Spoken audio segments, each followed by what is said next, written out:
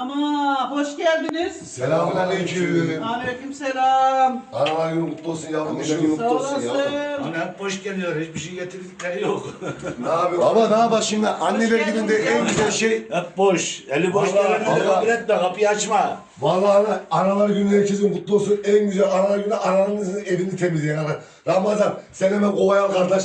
Kovaya. Sen de elektrik süpürgesini al kardeş hemen. Elektrik süpürgesini al kardeş. Benim evlerimi temizler yeter. Anneler gününüz kutlu olsun. Ben de Sağ olun. şey- Allah. Sağ olun.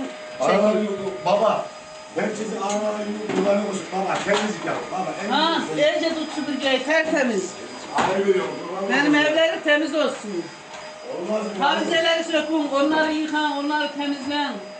Şuna bak. Ananızın, Bir daha herkesin anneler günü kutlu olsun arkadaşlar. Şuna bak, tavanlarda bak. Anacığım sana yemin ediyorum. Bugün her şey güzel olacak.